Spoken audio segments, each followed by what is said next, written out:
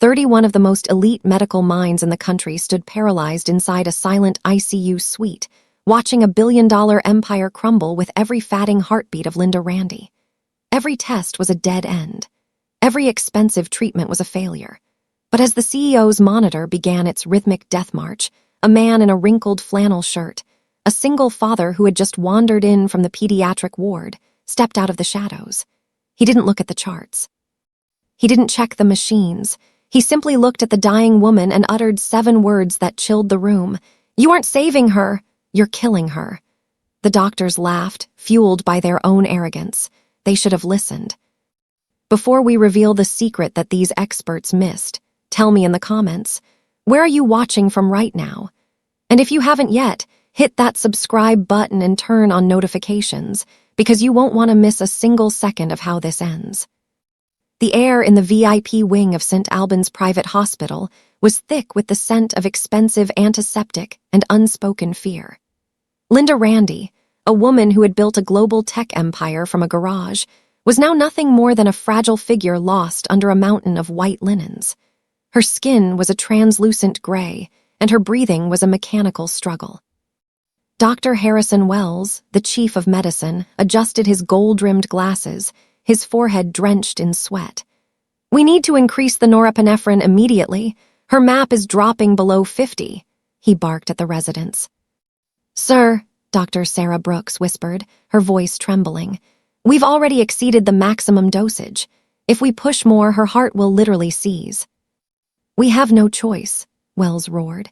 "If she dies on my watch, this hospital's reputation dies with her." Suddenly, the heavy double doors of the ICU creaked open. Dennis Hill stood there. His hands were rough, stained with the faint residue of mahogany wood stain from his workshop. He looked out of place among the lab coats and stethoscopes. For 3 days, Dennis had been living on hospital coffee and plastic chairs in the pediatric ward, watching his 7-year-old daughter, Mia, fight a brutal sickle cell crisis. But Dennis wasn't just a carpenter. He was a man who had spent 2 years buried in medical journals after his wife, Denise, passed away from a condition no one could name until it was too late. He knew the smell of failing organs. He knew the specific, metallic scent of a body being poisoned by its own chemistry. As Dennis stepped closer to Linda's bed, the security guard reached for his arm, but Dennis didn't flinch. He pointed at the monitor. "The metanephrines," Dennis said, his voice calm but heavy. "You're treating her for a standard hypertensive crisis. You think it's a tumor, but look at her fingernails. Look at the way her left pupil is reacting compared to the right. This isn't a tumor. It's a systemic cascade. Every drop of that medicine you're pumping into her is acting like gasoline on a wildfire." Dr. Wells turned, his face turning a deep shade of purple.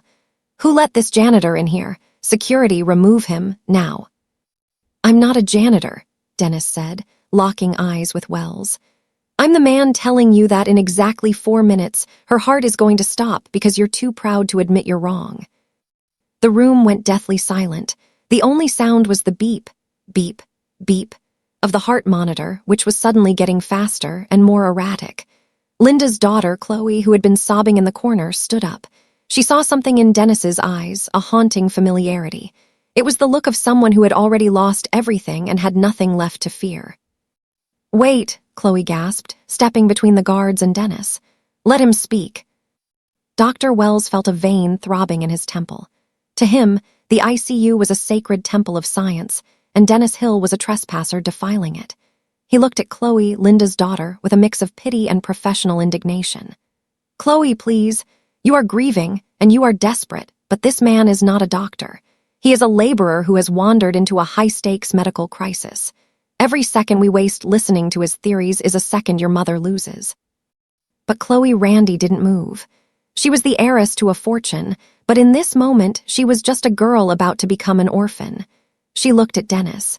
He didn't have the polished, cold look of the specialists. He had the look of a man who had stared into the abyss and survived. "You said they are killing her," Chloe said, her voice a fragile whisper that cut through the hum of the ventilators. How do you know?" Dennis stepped closer, his boots heavy on the polished linoleum. He ignored the 2 security guards who were closing in on him. "Because 2 years ago I sat in a chair just like that one," he said, pointing to the vinyl recliner in the corner. I watched my wife, Denise, fight the same invisible ghost. She had the same spikes in blood pressure, the same sudden, unexplained sweating. The doctors here, maybe even some of the men in this very room, told me it was anxiety. They told me it was a panic disorder. They gave her beta blockers, and those beta blockers triggered a pheochromocytoma crisis that stopped her heart before I could even say goodbye. A hush fell over the room.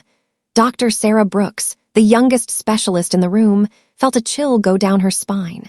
She remembered a case from 2 years ago, a woman brought in with unexplained hypertension who had coded during a routine exam. The hospital had swept it under the rug as an unforeseeable complication. Dennis turned his gaze to Dr. Wells. You just ordered more norepinephrine. You think her heart is failing because it's weak. But her heart isn't weak, doctor. It's overstimulated. Her adrenal glands are dumping mass amounts of catecholamines into her system. Adding more vasopressors is like trying to put out a grease fire with a bucket of oxygen. You're not raising her blood pressure.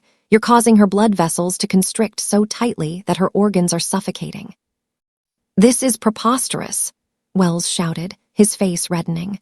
Pheochromocytoma is a zebra A 1-in-a-million diagnosis. We ran the standard 24-hour urine metanephrine test yesterday. It came back borderline, not conclusive. We ruled it out. Because the test is flawed during an active crisis, Dennis shot back, his voice rising for the first time. If you don't believe me, look at the monitor. Look at the ST segment elevation. That's not a heart attack. That's Takotsubo cardiomyopathy, broken heart syndrome. Her body is literally under so much chemical stress that her heart is changing shape. If you give her that next dose, her left ventricle will rupture. As if on cue, the heart monitor's rhythm changed. The steady beep, beep, turned into a frantic, chaotic chirp, chirp, chirp. The green line on the screen began to dance in wild, jagged peaks. V-fib, Sarah Brooks screamed. She's going into ventricular fibrillation. Get the pads, charge to 200, Wells commanded, pushing Dennis aside. The guards grabbed Dennis by the shoulders, pinning his arms behind his back. Stop, Dennis yelled, struggling against the guards. Don't shock her yet. You have to stop the drip first. If you shock her while the norepinephrine is still in her line, you'll fry her neurological system. The guards began dragging Dennis toward the door. He kicked and thrashed, his eyes never leaving Linda's pale face. He wasn't seeing a billionaire CEO, he was seeing his wife. He was seeing the mother his daughter Mia had lost. He was seeing the system fail another human being because of ego. Chloe, Dennis roared as he was being dragged into the hallway. Tell them to check her eyes, look at the pupils. If they're dilated and non-reactive to light while her pressure is high, it's the adrenal storm. Tell them. The heavy doors slammed shut. Dennis was shoved against the wall in the hallway, the cold bricks pressing against his face. Inside the room, the chaos continued. Charging, Dr. Wells shouted, holding the defibrillator paddles over Linda's chest. Clear. Thump. Linda's body jolted off the bed. The line remained flat. Again, 300 clear. Thump. Nothing. The silence in the room was deafening, punctuated only by the flat, continuous drone of the EKG. Chloe Randy stood frozen. She looked at Dr. Wells, whose hands were trembling. Then she looked at the door where the stranger had been dragged out. She remembered his words, look at her eyes. With a sudden burst of energy, Chloe rushed to the bedside. She grabbed the small penlight that had been left on the tray and peeled back her mother's eyelid. Dr. Wells, Chloe whispered, her voice trembling. Look. Wells leaned in, his breath hitching. Even under the blindingly bright surgical lights of the ICU, Linda's pupils were massive. They were wide, black voids that didn't shrink or flicker when the light hit them. It was a classic sign of an extreme adrenergic surge, the adrenal storm Dennis had warned them about. My God, Sarah Brooks breathed, standing behind him. He was right. We're treating the symptom, not the source. The norepinephrine is poisoning her. Dr. Wells looked at the flat line on the screen. He looked at his elite team of 30 doctors. All of them had the best degrees in the world, and all of them were standing over a dead woman. Stop the pressors, Wells said, his voice barely audible. "Stop all drips, now." "Sir," the head nurse asked, confused. "We're in a code. We need to keep the meds going to support the heart." "I said stop them," Wells yelled. "And get that man back in here, now." Outside in the hallway, the security guards were about to cuff Dennis when the ICU door flew open. Dr. Sarah Brooks ran out, her lab coat flapping. She looked at the guards, then at Dennis, her eyes wide with a mixture of terror and hope. "Let him go," she panted. "We need him. The patient is flatlining, and we don't know how to bring her back without the meds." Dennis didn't wait. He didn't ask for an apology. He didn't care about his own dignity. He ripped his arms away from the guards and sprinted back into the room. He looked at the flatline, then at the clock. "How long has she been down?" Dennis asked. 68 seconds, Wells replied, his ego finally shattered. "Give me the phentolamine," Dennis commanded. It was an alpha blocker, the exact opposite of what the doctors had been giving her. "And get me a cooling blanket. We have to crash her temperature and block the receptors before we try the paddles again." "Phentolamine in a cardiac arrest," Wells stammered. "That's against every protocol in the book." "Your book is what killed her," Dennis said, grabbing the syringe from the crash cart himself. "Now stand back and let me save her life." The ICU was no longer a room of sterile procedures. It had become a battlefield. Dr. Wells stood paralyzed, his hands hovering near the defibrillator paddles, while the other 30 doctors watched in a mix of horror and fascination. Dennis Hill, a man with no medical degree but a lifetime of haunted research, stood over the body of Linda Randy. "The phentolamine, now," Dennis barked, his voice cracking like a whip. The head nurse, a woman named Martha who had seen 30 years of death, looked at Dr. Wells for confirmation. Wells was the chief of medicine. His word was law. But Wells looked at the flatline on the monitor, then at the wide, black, unresponsive pupils of the patient. He realized that for all his awards, he was standing in the presence of a man who saw the truth he had been too proud to admit. "Give him the drug," Wells whispered. "Sir," Martha gasped, "that's an alpha blocker if her heart is already stopped." "I said give it to him," Wells roared. As the nurse injected the clear liquid into the IV line, Dennis didn't wait for it to circulate. He knew that with the heart stopped, the medicine would just sit in the vein. He began manual chest compressions, but these weren't the standard compressions taught in a basic CPR class. Dennis was rhythmic, forceful, and precise. He was acting as the mechanical pump for the woman's entire circulatory system, pushing the antidote toward her overstimulated adrenal receptors. "You're going to break her ribs," one of the younger specialists cried out.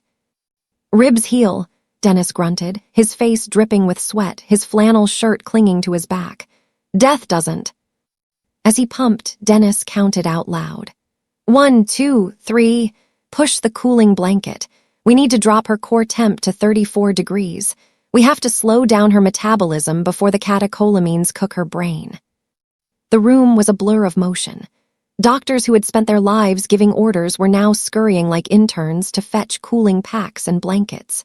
Sarah Brooks was at the head of the bed, managing the airway, her eyes locked on Dennis. She saw the way his hands moved, scarred from years of carpentry, yet as steady as a master surgeon's. "She's been down for 3 minutes," Sarah whispered, her voice trembling. "Dennis, the brain can't survive much longer." "She's not gone yet," Dennis muttered through gritted teeth. "The adrenal storm is keeping her cells in a state of hyperexcitation. She's not dead, she's overloaded. It's like a computer that's frozen because too many programs are running. We just have to hit the reset button." Dennis stopped compressions for a split second. "Now, charge the paddles to 360, the maximum setting."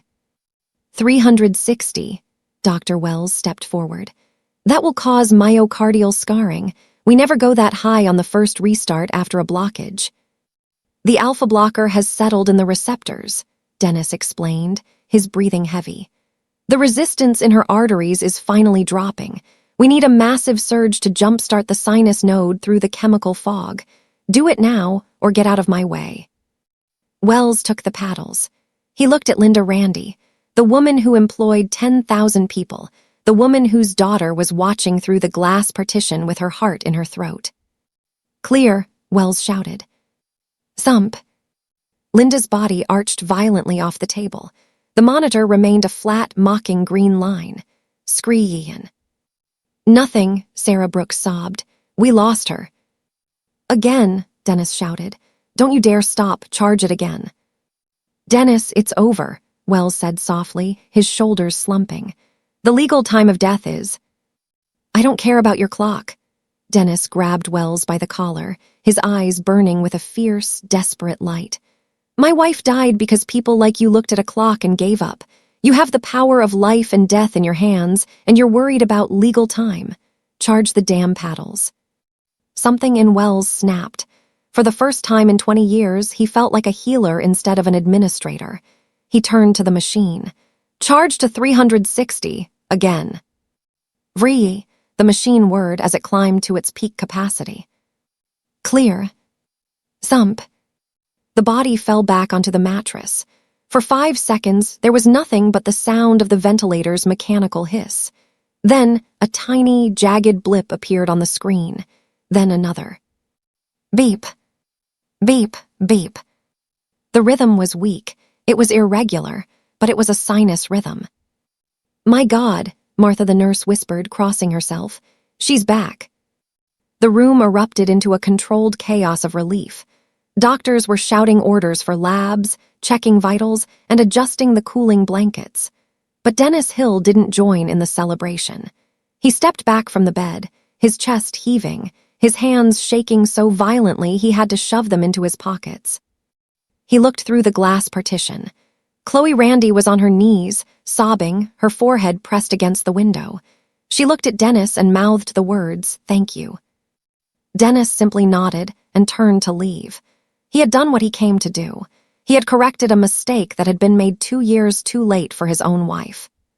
But as he reached the door, Dr. Wells called out, "Wait, Mr. Hill." Dennis paused, his hand on the heavy steel handle. "You can't just leave," Wells said, walking toward him, his face pale. "We still don't know the primary trigger. Even if the adrenal storm is over, something caused it. If we don't find the source, it will happen again in an hour. You saved her for now, but you haven't cured her." Dennis looked back at the billionaire CEO. He looked at the array of machines and the 31 geniuses who were still scratching their heads. "Check her history for a von Hippel-Lindau genetic marker," Dennis said coldly. "And check the medication she was taking for her mild migraines. I bet you'll find she was prescribed a common decongestant last week. In a patient with an undiagnosed tumor, that's not medicine, it's a detonator." Dennis opened the door and walked out into the hallway, leaving the most elite medical team in the state standing in total silence. He didn't want their money, and he didn't want their praise. He just wanted to go back to the pediatric ward and hold his daughter's hand. But the story of Dennis Hill was far from over. Because while Linda Randy was breathing again, the man who saved her was about to face a challenge that no medical journal could ever prepare him for. The silence of the pediatric ward was a sharp contrast to the adrenaline-fueled chaos of the ICU. Dennis Hill sat by his daughter Mia's bed, his head resting in his callus-worn hands.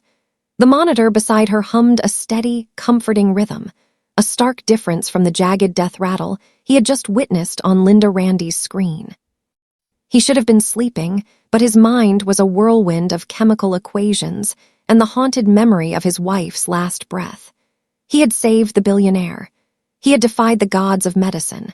But in the world of high-stakes hospitals, a miracle is often treated as a liability.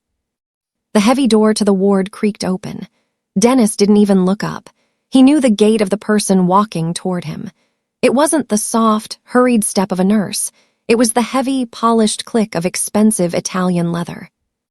"Mr. Hill," Dr. Harrison Wells said, his voice stripped of its usual bravado. Dennis looked up. The chief of medicine looked like he had aged 10 years in the last hour. His silk tie was loosened, and his white coat was stained with a drop of Linda Randy's blood. "Is she stable?" Dennis asked, his voice rasping.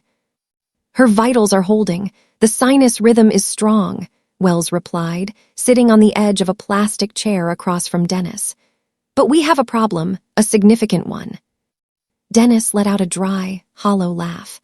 Of course we do. I'm a carpenter who just performed an unauthorized medical procedure on a billion-dollar patient in front of 30 witnesses. I'm guessing the legal team is already drafting the paperwork. Wells didn't smile. The board of directors is in an emergency session. They're calling it unprecedented reckless endangerment. They want to bar you from the hospital premises immediately. Some are even pushing for criminal charges, practicing medicine without a license. Dennis felt a cold spike of anger.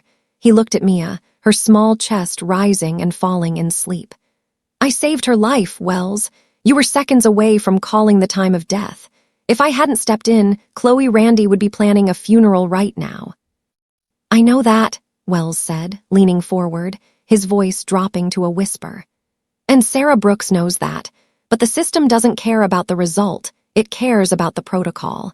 By proving 31 specialists wrong, you didn't just save a patient, you embarrassed an institution. And an embarrassed institution is a dangerous one. Before Dennis could respond, the door swung open again. This time, it was Chloe Randy. She looked different. The panic was gone, replaced by a cold, sharp intensity that reminded everyone exactly whose daughter she was. Behind her stood two men in dark suits, their faces expressionless. Dr. Wells, Chloe said, her voice echoing in the quiet ward. The board just informed me they are attempting to trespass Mr. Hill. Wells stood up quickly. Chloe, it's a standard liability procedure. Standard, Chloe interrupted, stepping into the light. This man did what 31 of your best couldn't do. He diagnosed my mother from the doorway. He brought her back from a flatline when you were ready to give up. If anyone is being trespassed from this hospital, it should be the doctors who were too arrogant to listen. She turned to Dennis. Her eyes softened for a fraction of a second. Mr. Hill, my mother is awake. She can't speak yet because of the intubation, but she's conscious. She wants to see you. I can't leave my daughter, Dennis said, gesturing to Mia. She'll be guarded, Chloe promised. My personal security will stay at this door.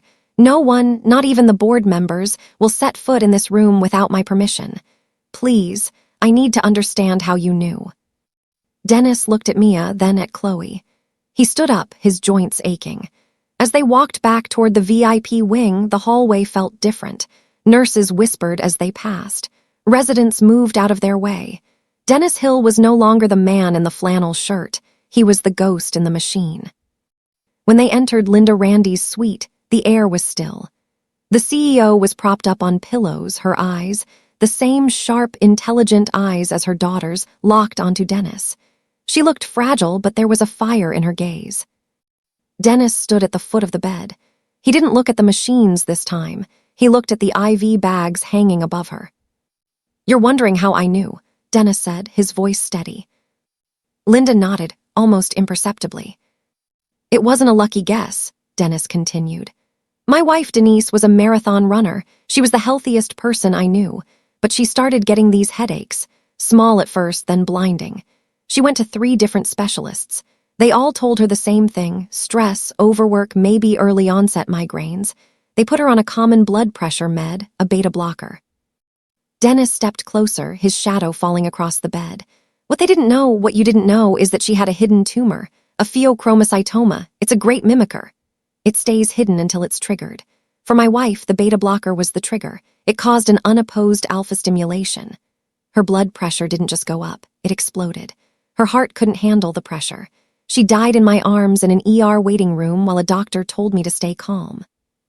He paused, the pain of the memory tightening his throat. When I saw you, I saw the same signs. The way your skin modeled. The specific way your heart rate spiked before the crash. You weren't having a heart attack. Your body was being flooded with adrenaline because of a chemical reaction. Linda reached out a trembling hand, pointing toward a small handbag on the side table. Chloe opened it and pulled out a small, unassuming bottle of over-the-counter sinus medication. She took this 3 days ago, Chloe whispered, for a cold. Dennis took the bottle, his jaw tightening. Pseudoephedrine. In a normal person, it clears a stuffy nose. In someone with your genetic marker, it's a detonator for an adrenal storm. You've been being poisoned by your own medicine for 72 hours. Just then, the door burst open. It was the hospital administrator, a man named Marcus Thorne, followed by 2 police officers. "That's enough," Thorne shouted. "Mr. Hill, you are under arrest for the unauthorized practice of medicine and reckless endangerment. Officers, take him." The officers moved toward Dennis, but Chloe Randy stepped in front of him. "If you touch him," Chloe said, her voice as cold as ice, "I will pull every cent of the Randy Foundation's funding from this hospital by sunset. I will sue every member of the board individually for malpractice, and I will make sure this hospital is turned into a parking lot by the end of the year." Thorne turned pale. "Chloe, you don't understand the legal ramifications." "I understand that this man is the only reason my mother is breathing," Chloe snapped. "Now, get out of this room, all of you, except for Mr. Hill and Dr. Wells." As the administrator and the police retreated, a heavy silence returned to the room. But Dennis wasn't looking at the door. He was looking at the heart monitor. "Wait," Dennis said, his eyes narrowing. "Wells, look at the EKG."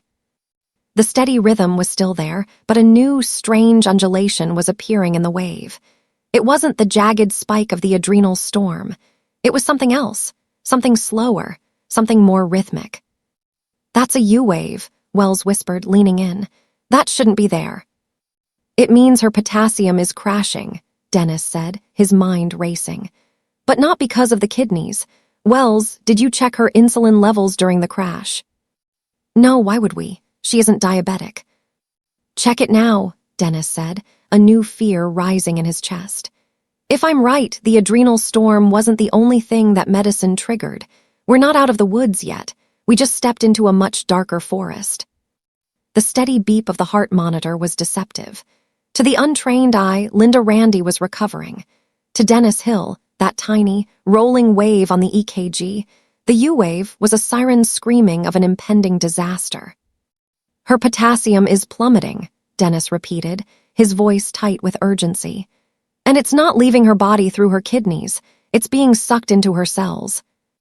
Dr. Wells was already at the computer terminal, his fingers flying across the keyboard to pull up the latest lab results. "Insulin levels are through the roof," Wells muttered, his face turning ashen. "But she's not on an insulin drip. Her pancreas is overreacting. Why?"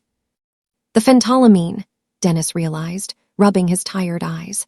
"When I gave her the alpha blocker to stop the adrenal storm, it unlocked the islet cells in her pancreas. Without the adrenaline holding them back, they're dumping insulin like a broken dam. Her blood sugar is about to hit 0, and her potassium is following it down. If we don't stabilize her in the next 10 minutes, she'll have a massive seizure that will finish what the heart attack started." Sarah Brooks rushed to the supply cabinet, but before she could grab the dextrose, the door to the ICU swung open with a violent thud. Marcus Thorne, the hospital administrator, wasn't alone this time. Behind him was the hospital's chief legal counsel and 3 men in suits who didn't look like doctors or lawyers. They looked like fixers. "Step away from the patient, Mr. Hill," Thorne commanded. "This ward is now under a total lockdown. Dr. Wells, you are being relieved of your duties effective immediately for gross negligence and allowing a civilian to interfere with a high-profile case." "Marcus, you're an idiot," Wells shouted, not looking away from the monitor. "The patient is entering a secondary metabolic crisis. If we stop now, she dies." "She is a billion-dollar asset to this city," Thorne yelled back. "And if she dies under the care of a Carpenter, the lawsuits will bankrupt us. If she dies under the care of our state-appointed crisis team, it's a tragic medical inevitability. Move, now." The men in suits stepped forward, their hands reaching for Dennis. Dennis didn't move. He looked at Chloe Randy. She was standing by her mother's side, her hand hovering over the emergency code blue button. "Chloe," Dennis said softly, "you have to trust me one more time. They want to play it safe, but safe is what killed my Denise.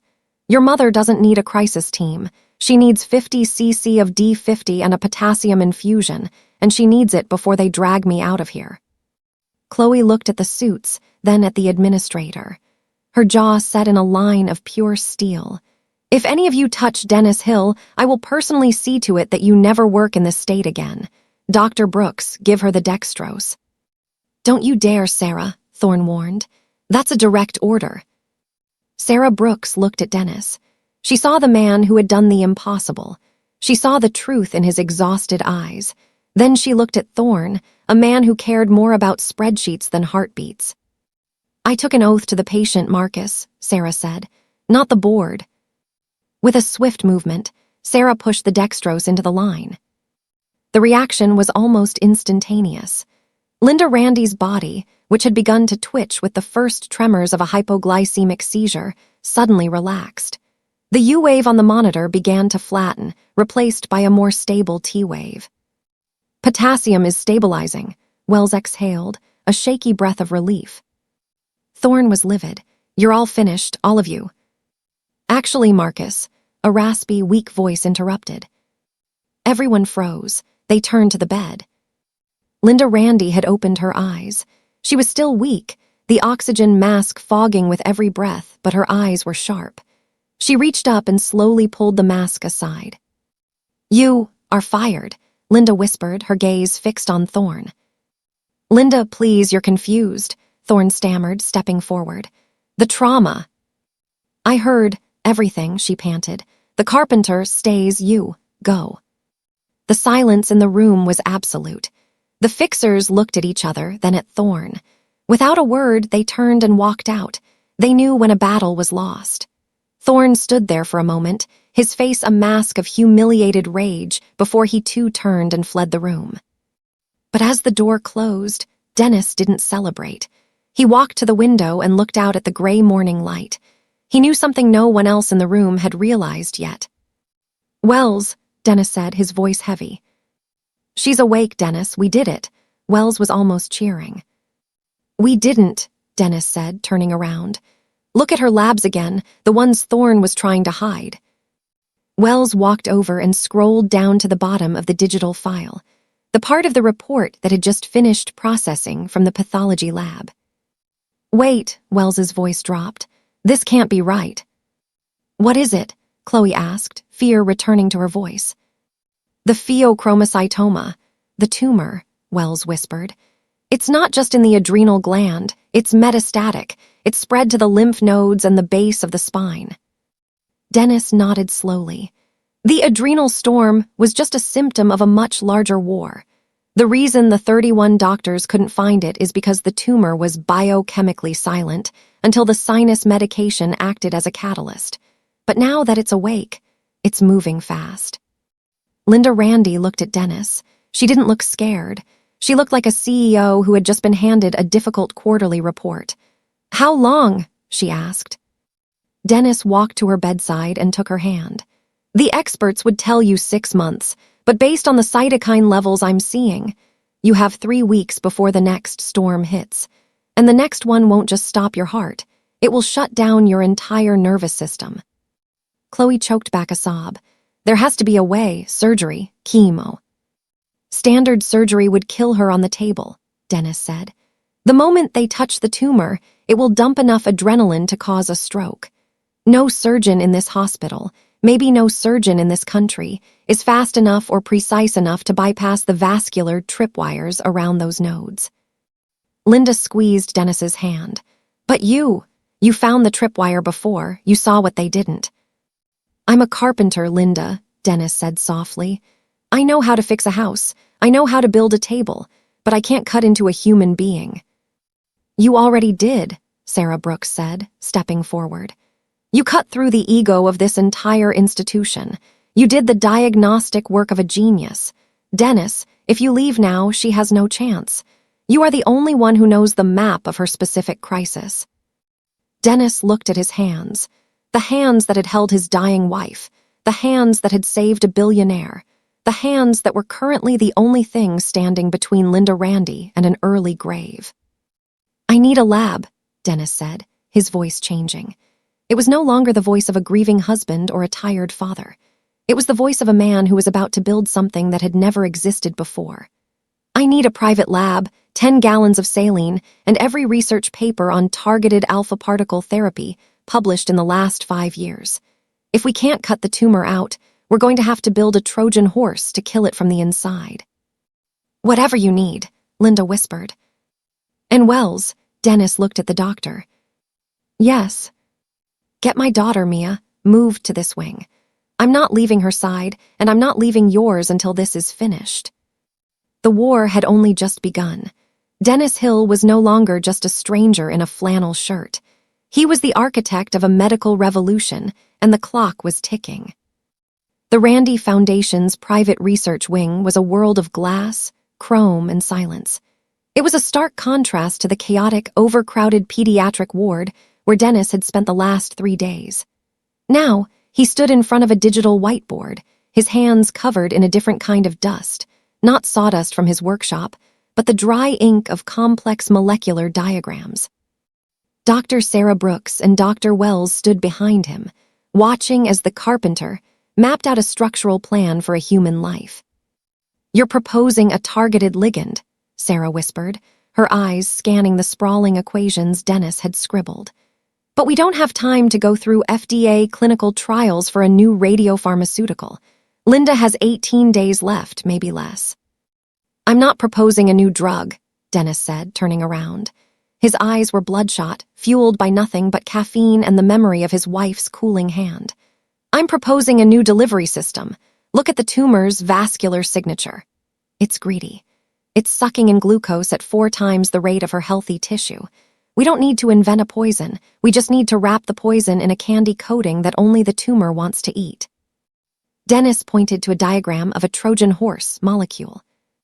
We take 177 lutetium, a radioisotope, and we bind it to a specific peptide that matches the receptors on her metastatic nodes.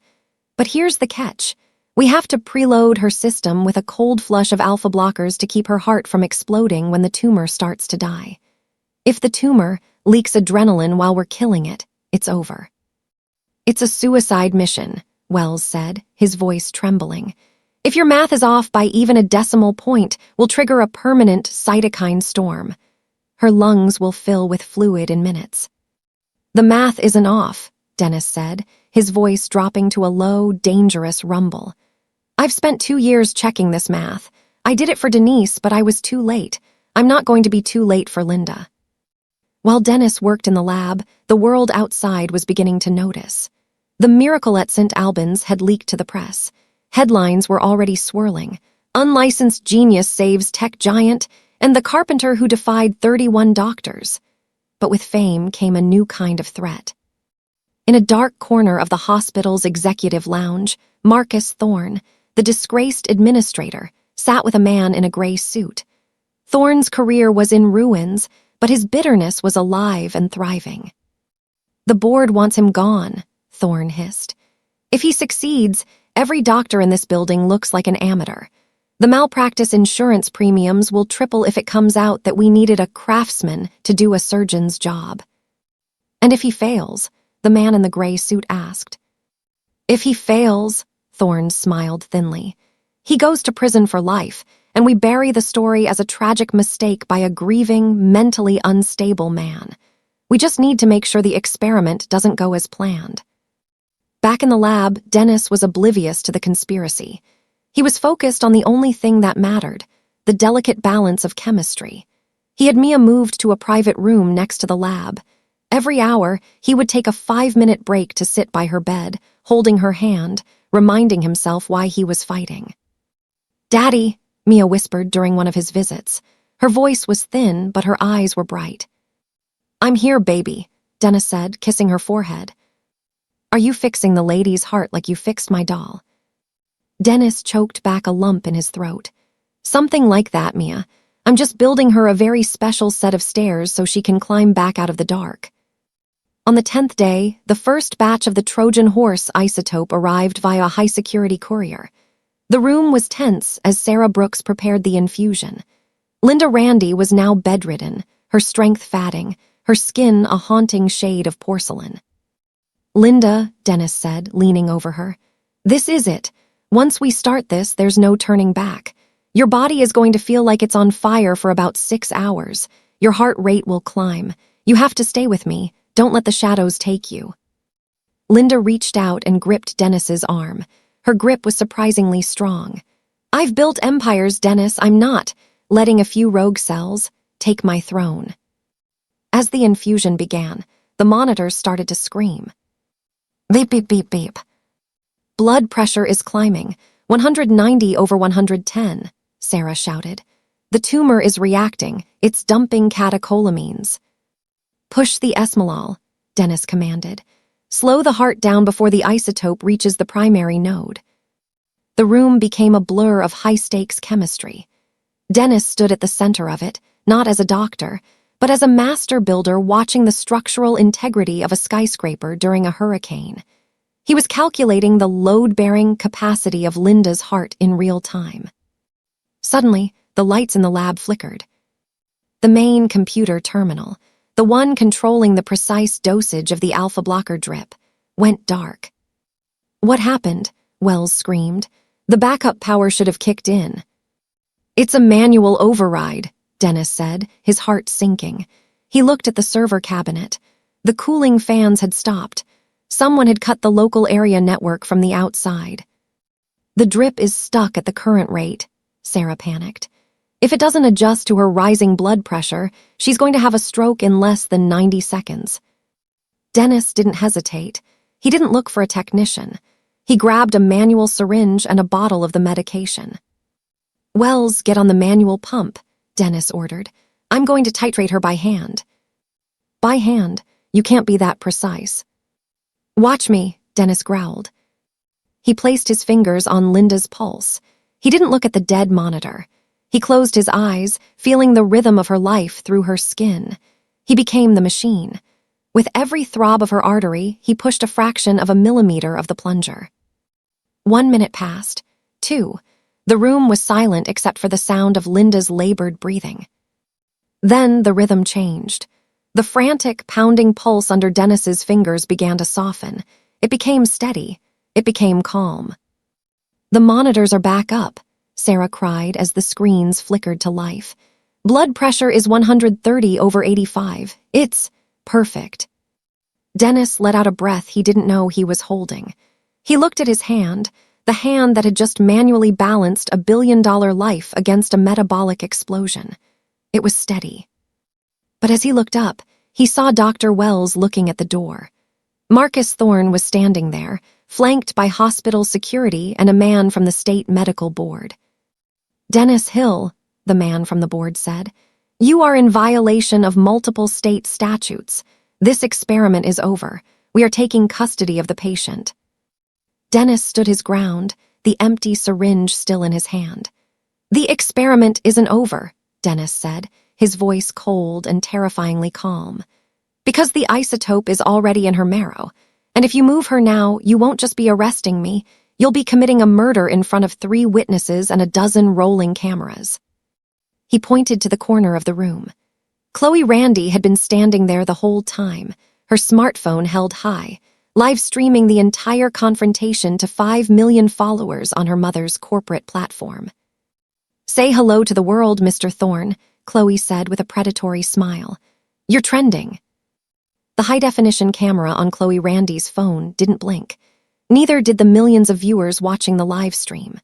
Marcus Thorne stood frozen, his hand outstretched as if to grab the IV line, but he was trapped in the digital headlights of a global audience. The man from the medical board, a bureaucrat named Dr. Aris, stepped back, realizing that his career would not survive the optics of dragging a hero out of a dying woman's room. "This is a violation of hospital policy," Thorne stammered, his voice thin and reedy. "Policy is a shield for the incompetent, Marcus," Chloe said, her voice dripping with venom. "Right now, the world is watching you try to stop a man from saving a life. I suggest you leave before my legal team arrives with a restraining order that covers every square inch of this county." Thorne and the board members beat a hasty retreat, but the damage was done. The Trojan horse isotope was already deep in Linda's system, and the clock was ticking.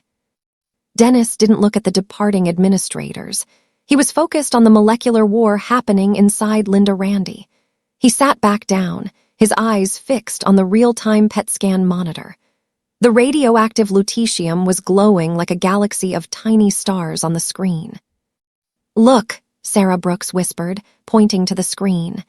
"The tracer is concentrating in the lymph nodes near the spine. It's working. The tumor is absorbing the isotope." "But look at the temperature," Dennis noted, his brow furrowed. "Her core temp is hitting 102. The tumor cells are lysing, they're breaking apart. When they break, they release everything inside them. It's not just adrenaline anymore. It's potassium, uric acid, and phosphate. We're heading straight for tumor lysis syndrome." Wells wiped sweat from his forehead.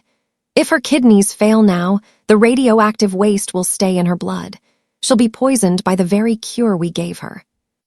"We need a localized dialysis," Dennis said. "But we can't use the standard machine. The filters will get clogged by the protein fragments of the dead tumor. We need to overhydrate her and use a continuous veno-venous hemofiltration, CVVH." "Dennis, you're talking about a level of fluid management that usually takes a whole team of nephrologists," Sarah said. "Then be my nephrologist, Sarah," Dennis said, locking eyes with her. "I'll manage the pressure gradients, you manage the electrolyte balance. We have to flush her system faster than the tumor can poison it." For the next 14 hours, the room became a silent temple of focus. Dennis moved between the dialysis machine and the heart monitor like a ghost. He wasn't just watching numbers, he was listening to the sounds of the machines. As a carpenter, he knew that a saw sounded different when it was about to bite into a knot in the wood.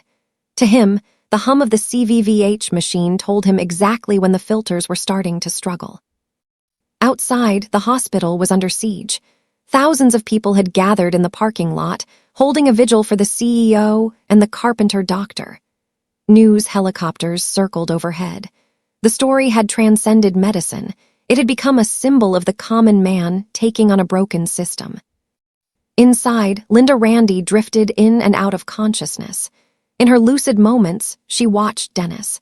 She saw a man who wasn't fighting for her billions, but for the principle of the thing. "Why?" she rasped during a quiet moment while Sarah was checking the labs. "You don't even know me." Dennis paused, a saline bag in his hand. He looked toward the door where his daughter Mia was sleeping in the adjacent room. "My wife Denise used to say that every person is a house. Some are mansions, some are shacks, but every house has a foundation. If the foundation is solid, the house is worth saving. I saw your foundation, Linda. You didn't give up when 31 experts told you it was over. You kept fighting. That's a foundation I can work with." Linda managed a weak, pale smile. "You're a terrible doctor, Dennis. You're a philosopher." "I'm just a man with a hammer," Dennis replied. "And right now, everything looks like a nail." By the 18th hour, the storm began to subside. The jagged peaks on the monitor smoothed out into a rolling, healthy sea. The PET scan showed the stars in her lymph nodes were fatting, not because the medicine was gone, but because the targets were disappearing. The tumors were melting away. "Labs are back," Sarah announced, her voice cracking with emotion. "Creatinine is down, potassium is 4.2, and the catecholamine levels, they're normal. Dennis, they're actually normal." Wells sank into a chair, his face buried in his hands. He began to sob, not from sadness, but from the sheer weight of the miracle he had just witnessed. 31 doctors had failed, but one man with a broken heart and a library card had succeeded. But the victory was interrupted by a sharp knock on the door. It wasn't Thorne this time. It was a woman in a dark blue suit with a silver badge pinned to her lapel. "Dennis Hill?" she asked. "I am," Dennis said, standing up straight. "I'm Special Agent Vance with the FBI's Healthcare Fraud Task Force. We've been monitoring the live stream and the internal documents Chloe Randy provided us." Dennis felt a cold lump in his stomach. "Am I under arrest?" "No, Mr. Hill," Vance said, a small, rare smile breaking her professional mask. "But Marcus Thorne is. We found the override logs on the server. He didn't just try to stop you. He actively sabotaged a life support system to protect a corporate bottom line. We're also looking into the unexplained deaths at this hospital over the last 5 years, including a woman named Denise Hill." Dennis felt the world tilt. "Denise?" "We found the original pathology reports, Mr. Hill. They weren't lost. They were altered. Thorne's team knew it was a pheochromocytoma 2 years ago, but they suppressed the report because they had used an unapproved beta blocker on her as part of an off-the-books pharmaceutical trial. They couldn't let the truth out." The room went deathly silent. The miracle Dennis had just performed was no longer just about saving Linda. It was the final piece of justice for his wife. The system hadn't just been arrogant, it had been criminal. Dennis walked to the window. The sun was beginning to rise over the city, casting long, golden shadows across the hospital grounds. He thought about the 2 years he had spent in the dark, blaming himself, studying until his eyes bled, trying to understand why his world had ended. "Is it over?" Chloe asked, coming to stand beside him. "No," Dennis said, looking at the sunrise. "It's just the beginning. We've fixed the house, Chloe. Now it's time to change the neighborhood." The morning air outside St. Albin was crisp, carrying the scent of rain and the distant hum of a city waking up. For the first time in 3 years, Dennis Hill felt like he could breathe. Beside him, Mia walked with a newfound bounce in her step, her small hand enveloped in his rough, scarred palm. They weren't just leaving a hospital, they were leaving a graveyard of secrets. 3 weeks had passed since the night the Trojan horse saved Linda Randy. The world had moved on to other headlines, but inside the medical community, a tectonic shift was occurring. Dennis sat in his small workshop, the smell of cedar and varnish a comforting embrace. On his workbench lay a thick manila envelope. It wasn't a bill or a legal summons. It was a 12-page proposal, meticulously researched, citing 47 peer-reviewed sources. It was titled, "A Framework for Systematic Screening Reform in Pheochromocytoma Detection."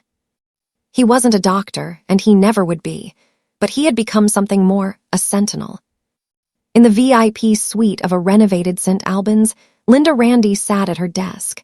She looked stronger, her color back to a healthy glow. But her focus had shifted from quarterly profits to human dividends. She looked at Dr. Sarah Brooks, who was now the youngest chief of endocrinology in the hospital's history. "Has he responded to the Foundation's offer?" Linda asked. "No," Sarah said, smiling softly. "He declined the $5 million consultant fee. He said his time isn't for sale, but his ideas are free for anyone who wants to save a life." Linda nodded, staring out the window. "He's a builder, Sarah. He doesn't want the money, he wants the structure to be right." At that moment, Dennis's phone buzzed. It was an email from Sarah Brooks. She had forwarded his proposal to the National Medical Research Committee with a single line added at the top. "This deserves to be heard." It was written by the man who saw what 31 experts chose to ignore. The fallout from the FBI investigation had been swift. Marcus Thorne and 4 senior board members were facing decades in federal prison. The Denise Hill Law was being drafted in the state legislature, a bill that would mandate independent audits for any unexplained hospital deaths and strict transparency for pharmaceutical trials. Dennis walked to the corner of his shop where a framed photo of Denise stood. He touched the glass gently. "We did it, niece," he whispered. "The losing, it finally means something." He looked back at Mia, who was busy painting a small birdhouse in the corner. She looked up and smiled, her eyes bright and healthy. "Daddy, is the lady okay now?" "She is, Mia," Dennis said, picking up a plane to smooth out a piece of mahogany. "She's building something new, just like us." The story of the black man in the wrinkled flannel shirt became a legend in medical schools across the country. It wasn't a story about a miracle. It was a story about the power of the outsider. It reminded every student that the most important tool in an ICU isn't a heart-lung machine or a $1,000 stethoscope. It's the humility to listen to the person who knows the patient best. As the sun set over the workshop, Dennis felt a sense of completion. He had fixed the house. He had exposed the rot. And now, finally, he was ready to live in it. Dennis Hill didn't have a degree, but he had a heart that refused to let the truth die. His story is a reminder that the right voice, at the right moment, can change the world. If this story moved you, or if you believe that everyone deserves to be heard, share this video with someone who needs to hear it today. Don't forget to subscribe for more stories of justice, courage, and the power of the human spirit. Until next time, keep looking for the truth.